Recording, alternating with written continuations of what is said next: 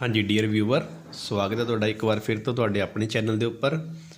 असी अज government budget का part number 4 जिहड़ा लैके आए हैं और असी अज चर्चा करांगे रैवन्यू रिसिप्ट्स वाले पार्ट के उपर। गौरमेंट की रिसिप्ट दो टाइप दियां हन, एक रैवन्यू रिसिप्ट ते एक कैपिटल रिसिप्ट, जिहदे बारे असी पहला वाली वीडियोज़ दे विच देख चुके हैं। सो अज असी पर्टिकुलर टॉपिक पढ़न जा रहे हैं रैवन्यू रिसिप्ट। रैवन्यू रिसिप्ट सरकार की वो क्रेडिट की एंट्रियां हैं जिस दे नाल सरकार दे एसैट्स और लाइबिलिटी के उपर किसी प्रकार का भी इंपैक्ट नहीं पेगा। हुण जेकर गल करिए रैवन्यू रिसिप्ट के कंपोनेंट्स की, तो ये कंपोनेंट दो टाइप के हैं। एक साडे कोल टैक्स की फॉर्म दे विच है तो दूसरा साडे कोल नॉन टैक्स। सो अज असी पार्ट करांगे पहला रैवन्यू रिसिप्ट का टैक्स वाला पार्ट। सब तो पहला असी डेफिनेशन क्लीयर करते हैं कि टैक्स हुंदा की है।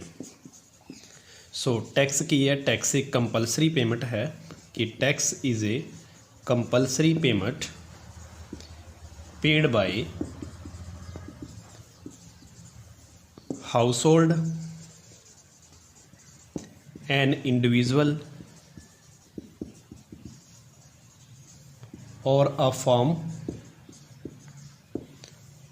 To the government of country or any authority of country। ठीक है, तो ये साड़ी है डेफिनेशन कि जो टैक्स है एक कंपलसरी पेमेंट है जो पेड की जाती है हाउस होल्ड द्वारा या किसी इंडिविजुअल द्वारा या किसी फर्म द्वारा। तो हाउस होल्ड की होंदा? हाउस होल्ड वो व्यक्ति हैं जो फैक्टर ऑफ प्रोडक्शन के मालिक हैं। फैक्टर ऑफ प्रोडक्शन की अगर गल करिए तो फैक्टर ऑफ प्रोडक्शन साडे कोल लैंड, लेबर, कैपिटल ते एंटरप्रनोर, इन्हां चारों असीं की बोलते हैं फैक्टर ऑफ प्रोडक्शन। और फैक्टर ऑफ प्रोडक्शन के जो मालिक हैं उन्होंने असीं की बोलते हैं इकनॉमिक्स दे विच हाउस होल्ड, जो फैक्टर ऑफ प्रोडक्शन के ओनर ने। तो हाउस होल्ड द्वारा यानी कि फैक्टर के प्रोडक्शन के जोड़े मालिक ने उन्होंने द्वारा या किसी व्यक्तिगत व्यक्ति द्वारा या किसी फर्म द्वारा जो भी कंपलसरी पेमेंट पेड की जाती है गौरमेंट नूं, ते उसनूं असीं की बोलते हैं टैक्स बोलते हैं कि tax is an a compulsory payment paid by the household any individual or a firm to the government or any authority. Government होवे या किसी भी अथॉरिटी नूं जो सरकार चलाउण दा काम करदी है, देश चलाउण दा काम करदी है, तो उसनूं जो पेमेंट की जाती है उसनूं असीं टैक्स बोलते हैं। अगर इसके नाल होर लिखना चाहोगे तो तुसी एक लाइन होर लिख सकते हो कि without reference to anything in return. और जो कोई भी व्यक्ति टैक्स भरदा है तो वो इस गल की रिटर्न दे विच इस गल की आस नहीं कर सकता कि जिन्ना मैं टैक्स भरिया ਉਹਦੇ अकॉर्डिंग ही मैनू सरकार किसी प्रकार का बेनीफिट देवे। ये जरूरी नहीं है, ये असीं लास्ट टाइम भी दस चुके हैं कि जिन्ना तुसीं टैक्स भरोगे उस प्रपोर्शन दे विच बेनीफिट मिलना, इस गल की असीं आस जिहड़ी वो नहीं कर सकते। सो ये डेफिनेशन है टैक्स की। इस तो बाद असीं टैक्स की जिहड़ी टाइप्स ने उन्हां दे उपर डिस्कशन करते हैं। सो इस तो बाद असीं टैक्स की कैटेगरी के उपर गल करते कि टैक्स जिहड़ा किन्नी तरह का हो सकता है। सो टैक्स की कैटेगरी है जिहड़ी असीं दो तरीके नाल डिवाइड कर सकते हैं। एक तो असीं टैक्स का जिहड़ा डिवीजन है वो बर्डन के बेस पर कर सकते हैं, और एक जिहड़ा डिवीजन है वो असीं टैक्स के नेचर के बेस पर कर सकते हैं। सो जेकर असीं बर्डन की गल करिए तो उसके बेस के उत्ते जिहड़ा टैक्स है वो दो तरह का हुंदा है। एक डायरैक्ट टैक्स हुंदा है तो एक हुंदा साडा इनडायरैक्ट टैक्स। दोनों के असीं बेसिक डिफरेंस क्लीयर करते हैं पहले कि डायरैक्ट टैक्स तो इनडायरैक्ट टैक्स हुंदा की है। डायरैक्ट टैक्स का मतलब हुंदा है कि सपोज करो कि कोई टैक्स एक्स परसन के उपर अपलाई होया तो उसनूं अपलाई करन तो बाद जिहड़ा पेड किया गया वो सेम परसन द्वारा ही किया गया। टैक्स एक्स ते अपलाई होया तो पेड भी इसनूं कौन कर रहा है? एक्स कर रहा है। इनडायरैक्ट टैक्स दे विच की हुंदा कि टैक्स अपलाई तो एक्स ते होया लेकिन उसनूं एक्चुअल दे विच जिहड़ा टैक्स नूं पेड कौन कर रहा है? वाई। जो टैक्स एक्स ते लग्या सी उसने अपना बर्डन है जिहड़ा वो वाई दे उपर शिफ्ट करता। इस करके इस उपर लिखिया कि इहदा बर्डन एक्चुअल दे विच किहदे उपर पेगा। जे टैक्स एक्स ते लगदा है और उसनूं ट्रांसफर कर दिंदा वाई दे उपर तो उसनूं असीं बोलदे हैं इनडायरैक्ट टैक्स। और डायरैक्ट टैक्स दे उत्ते जिस दे उत्ते टैक्स लग्या उस व्यक्ति ने टैक्स नूं की कीता? पेड किया। यानी कि जिस दे उत्ते अपलाई होया उसका बर्डन भी ਉਸੇ ਵਿਅਕਤੀ ਨੂੰ ਹੀ ਕੀ ਕਰਨਾ ਪਏਗਾ, ਪੇਡ ਕਰਨਾ ਪਏਗਾ। ਤਾਂ ਉਸ ਟੈਕਸ ਨੂੰ ਅਸੀਂ ਕੀ ਬੋਲਦੇ ਹਾਂ, ਇਨਡਾਇਰੈਕਟ ਟੈਕਸ। ਸੋ ਅੱਗੇ ਡਿਫਰੈਂਸ ਕਲੀਅਰ ਕਰਦੇ ਹਾਂ ਕਿ ਡਾਇਰੈਕਟ ਟੈਕਸ ਔਰ ਇਨਡਾਇਰੈਕਟ ਟੈਕਸ ਦੇ ਵਿੱਚ ਕੀ ਫ਼ਰਕ ਹੈ। ਤਾਂ ਇੱਕ ਬੇਸਿਕ ਇਨਫੋਰਮੇਸ਼ਨ ਤੁਹਾਨੂੰ ਦਿੱਤੀ ਗਈ ਹੈ। ਹੁਣ ਇਸ ਤੋਂ ਬਾਅਦ ਇਸ ਨੂੰ ਰਿਟਨ ਦੇ ਕੰਮ 'ਚ ਲਿਖਦੇ ਹਾਂ ਕਿ ਇਟ ਇਜ਼ ਦੀ ਟੈਕਸ, ਕਿ ਇਹ ਉਹ ਟੈਕਸ ਹੈ which is paid by the person, ਕਿ ਇਹ ਉਸ ਪਰਸਨ ਦੇ ਦੁਆਰਾ ਪੇਡ ਕੀਤਾ ਜਾਏਗਾ whom it is legally imposed, whom it is legally imposed। Legally impose ਦਾ ਮਤਲਬ ਕਿ ਜਿਸ ਵਿਅਕਤੀ ਦੇ ਉੱਤੇ ਕਾਨੂੰਨੀ ਰੂਪ ਦੇ ਵਿੱਚ ਇਹ ਟੈਕਸ ਲਗਾਇਆ ਗਿਆ ਹੈ, ਇਸ ਟੈਕਸ ਨੂੰ ਉਹੀ ਵਿਅਕਤੀ ਪੇਡ ਕਰੇਗਾ। ਯਾਨੀ ਕਿ ਜਿਵੇਂ ਮੈਂ ਪਹਿਲਾਂ ਦੱਸਿਆ ਸੀ ਕਿ ਜੇਕਰ ਟੈਕਸ ਲੀਗਲੀ ਤੌਰ 'ਤੇ ਐਕਸ 'ਤੇ ਲੱਗਿਆ ਹੈ, ਅਗਰ ਉਸ ਨੂੰ ਪੇਡ ਵੀ ਐਕਸ ਹੀ ਕਰ ਰਿਹਾ ਹੈ, ਇਟ ਮੀਨਸ ਇਹ ਉਹ ਟੈਕਸ ਹੋਏਗਾ ਡਾਇਰੈਕਟ ਟੈਕਸ। ਸੋ ਇਹੀ ਇਸ 'ਚ ਡੈਫੀਨੇਸ਼ਨ ਲਿਖਿਆ ਕਿ ਇਟ ਇਜ਼ ਦੀ ਟੈਕਸ, ਇਹ ਉਹ ਟੈਕਸ ਹੈ which is paid by the person, ਇਸ ਨੂੰ ਉਹ ਪਰਸਨ ਪੇਡ ਕਰੇਗਾ whom it is legally imposed, ਜਿਸ ਦੇ ਉੱਤੇ ਲੀਗਲੀ ਤੌਰ 'ਤੇ ਸਰਕਾਰ ਨੇ ਇਸ ਨੂੰ ਇੰਪੋਜ਼ਡ ਕੀਤਾ ਹੈ। ਹੁਣ ਜੇਕਰ ਅਸੀਂ ਇਸ ਤੋਂ ਉਲਟ ਲਿਖੀਏ ਇਨਡਾਇਰੈਕਟ ਟੈਕਸ ਬਾਰੇ, ਤਾਂ ਇਨਡਾਇਰੈਕਟ ਟੈਕਸ ਬਾਰੇ ਕੀ ਲਿਖਿਆ ਜਾਂਦਾ ਕਿ it is a tax which is imposed on one person, ਕਿ ਇਹ ਉਹ ਟੈਕਸ ਹੈ ਜਿਸ ਨੂੰ ਕਿਸੇ ਇੱਕ ਵਿਅਕਤੀ ਦੇ ਉੱਤੇ ਇੰਪੋਜ਼ਡ ਕੀਤਾ ਗਿਆ ਹੈ, but it is paid by the another, ਪਰ ਇਸ ਨੂੰ ਕਿਸੇ ਦੂਸਰੇ ਵਿਅਕਤੀ ਦੇ ਦੁਆਰਾ ਪੇਡ ਕੀਤਾ ਜਾਂਦਾ ਹੈ। ਸੋ ਇਹ ਉਹ ਟੈਕਸ ਹੈ ਜੋ ਇੰਪੋਜ਼ ਕੀਤਾ ਕਿਸੇ ਇੱਕ ਵਿਅਕਤੀ 'ਤੇ, ਲੇਕਿਨ ਇਸ ਨੂੰ ਪੇਡ ਕੋਈ ਹੋਰ ਵਿਅਕਤੀ ਕਰ ਰਿਹਾ ਹੈ। ਐਕਸ 'ਤੇ ਪੇਡ, ਐਕਸ ਦੇ ਉੱਤੇ ਅਪਲਾਈ ਕੀਤਾ ਜਾਂ ਇੰਪੋਜ਼ਡ ਕੀਤਾ, ਬਟ ਉਸ ਨੂੰ ਪੇਡ ਕੌਣ ਕਰ ਰਿਹਾ, ਵਾਈ। ਇਸ ਨੂੰ ਸ਼ਿਫਟ ਕੀਤਾ ਜਾ ਸਕਦਾ ਹੈ। ਹੁਣ ਉਸ ਤੋਂ ਬਾਅਦ ਸੈਕਿੰਡ ਡਿਫਰੈਂਸ ਦੋਨਾਂ ਦੇ ਵਿੱਚ, ਇਹਨਾਂ ਦੇ ਵਿੱਚ ਸੈਕਿੰਡ ਪੁਆਇੰਟ ਹੈ ਕਿ these are progressive in nature, these are progressive in nature, ਕਿ ਜਿਹੜੇ ਇਹ ਵਾਲੇ ਟੈਕਸ ਨੇ ਉਹ ਪ੍ਰੋਗਰੈਸਿਵ ਨੇ। ਪ੍ਰੋਗਰੈਸਿਵ ਨੂੰ ਅਸੀਂ ਬੋਲਦੇ ਹਾਂ ਪ੍ਰਗਤੀਸ਼ੀਲ। ਔਰ ਜਿਹੜੇ ਦੂਸਰੇ ਟਾਈਪ ਹੈ ਇੱਧਰ ਅਸੀਂ ਲਿਖਾਂਗੇ ਜਿਹੜੇ ਇਨਡਾਇਰੈਕਟ ਟੈਕਸਿਸ ਨੇ, ਇਨਡਾਇਰੈਕਟ ਟੈਕਸਿਸ ਆਰ ਰਿਗਰੈਸਿਵ ਇਨ ਨੇਚਰ। ਇਹਨਾਂ ਦਾ ਜਿਹੜਾ ਰਿਗਰੈਸਿਵ ਹੈ, ਜਿਹੜਾ ਉਹ ਨੇਚਰ ਹੈ, ਇਹਨਾਂ ਦਾ ਰਿਗਰੈਸਿਵ ਨੇਚਰ ਹੋਏਗਾ ਅਤੇ ਇਹਨਾਂ ਦਾ ਨੇਚਰ ਪ੍ਰੋਗਰੈਸਿਵ ਹੋਏਗਾ। ਰਿਗਰੈਸਿਵ ਅਤੇ ਪ੍ਰੋਗਰੈਸਿਵ ਦੇ ਬਾਰੇ ਅਸੀਂ ਅੱਗੇ ਜਦੋਂ ਇਹਨਾਂ ਦਾ ਨੇਚਰ ਦੇ ਬਾਰੇ ਪੜ੍ਹਾਂਗੇ ਤਾਂ ਉਹਨਾਂ ਦੇ ਵਿੱਚ ਡਿਟੇਲ ਦੇ ਵਿੱਚ ਡਿਸਕਸ਼ਨ ਕਰਾਂਗੇ ਕਿ ਰਿਗਰੈਸਿਵ ਅਤੇ ਪ੍ਰੋਗਰੈਸਿਵ ਦਾ ਮੀਨਿੰਗ ਕੀ ਹੈ। ਜੇਕਰ ਗੱਲ ਕਰੀਏ ਹੁਣ ਇਹਦੇ ਟਾਈਪਸ ਦੀ ਜਾਂ ਐਗਜ਼ਾਮਪਲਸ ਦੀ, ਤਾਂ ਇਹਦੇ ਵਿੱਚ ਸਭ ਤੋਂ ਪਹਿਲਾ ਟੈਕਸ ਆਉਂਦਾ ਹੈ ਸਾਡੇ ਕੋਲ ਇਨਕਮ ਟੈਕਸ। ਦੂਸਰਾ ਇਹਦੇ ਵਿੱਚ ਆ ਜਾਂਦਾ ਹੈ ਕਾਰਪੋਰੇਟਿਵ ਪ੍ਰੋਫਿਟ ਟੈਕਸ, ਕਾਰਪੋਰੇਟਿਵ ਪ੍ਰੋਫਿਟ ਟੈਕਸ, ਜਾਂ ਇਸ ਨੂੰ ਅਸੀਂ ਕਾਰਪੋਰੇਸ਼ਨ ਟੈਕਸ ਵੀ ਕਹਿ ਦਿੰਦੇ ਹਾਂ। ਇਸੇ ਤਰੀਕੇ ਨਾਲ ਗਿਫਟ ਟੈਕਸ ਹੈ। ਠੀਕ ਹੈ।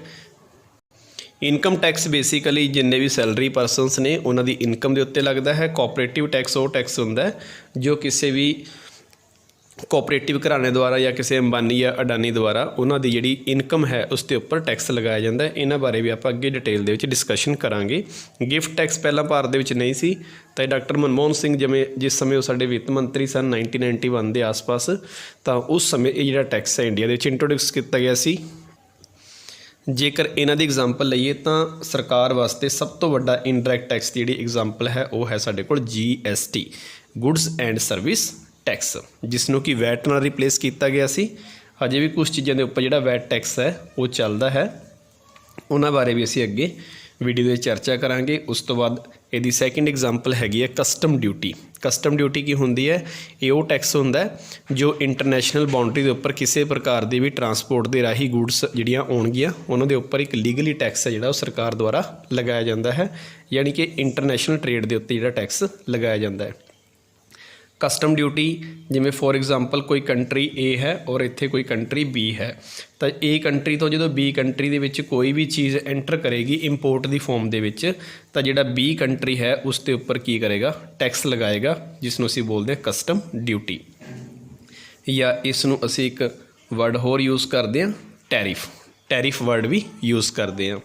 ਇਹ ਬੇਸਿਕਲੀ ਕਿਉਂ ਕੀਤਾ ਜਾਂਦਾ ਤਾਂ ਕਿ ਜਿਹੜੀ ਬਾਹਰ ਦੀ ਚੀਜ਼ਾਂ ਨੇ ਉਹ ਸਾਡੀ ਕੰਟਰੀ ਦੇ ਵਿੱਚ ਛੇਤੀ ਨਾਲ ਐਂਟਰੀ ਨਾ ਕਰ ਸਕਣ, ਔਰ ਇਹਦੇ ਪਿੱਛੇ ਮੇਨਲੀ ਟਾਰਗੇਟ ਹੁੰਦਾ ਕਿ ਜਿਹੜੀ ਸਾਡੀ ਡੋਮੈਸਟਿਕ ਇੰਡਸਟਰੀ ਹੈ ਅਸੀਂ ਉਸ ਨੂੰ ਪ੍ਰੋਟੈਕਟ ਕਰਨਾ ਚਾਹੁੰਦੇ ਹਾਂ, ਆਪਣੇ ਐਮਪਲੋਇਮੈਂਟ ਨੂੰ ਪ੍ਰੋਟੈਕਟ ਕਰਨਾ ਚਾਹੁੰਦੇ ਹਾਂ, क्योंकि जे बाहरों चीज़ां बणीਆਂ बनाईਆਂ फिनिश गुड इंडिया ਦੇ ਵਿੱਚ ਆਉਣਗੀਆਂ ਜਾਂ ਇਸ B ਕੰਟਰੀ 'ਚ ਆਉਣਗੀਆਂ ਤਾਂ ਉਹਦੇ ਨਾਲ ਇਹਨਾਂ ਦੀ ਜਿਹੜੀ ਲੋਕਲ ਇੰਡਸਟਰੀ ਹੈ ਉਹਦੇ ਉੱਤੇ ਇੰਪੈਕਟ ਪਏਗਾ, ਜਿਹਦੇ ਨਾਲ ਕੰਟਰੀ ਦਾ ਜਿਹੜਾ ਐਮਪਲੋਇਮੈਂਟ ਹੈ ਉਹ ਜਨਰੇਟ ਨਹੀਂ ਹੋਏਗਾ। ਤਾਂ ਇਹਨਾਂ ਕਾਰਨਾਂ ਕਰਕੇ ਕੁਛ ਹੋਰ ਬਹੁਤ ਸਾਰੇ ਰੀਜ਼ਨਸ ਨੇ ਇਹਨਾਂ ਦੇ ਵਿੱਚ, ਜਿਹਦੇ ਕਰਕੇ ਅਸੀਂ ਜਿਹੜੀ ਕਸਟਮ ਡਿਊਟੀਜ਼ ਹੈ ਜਿਹੜੀ ਜਾਂ ਟੈਰਿਫ ਹੈ ਜਿਹੜਾ ਉਹ ਲਗਾਉਂਦੇ ਹਾਂ।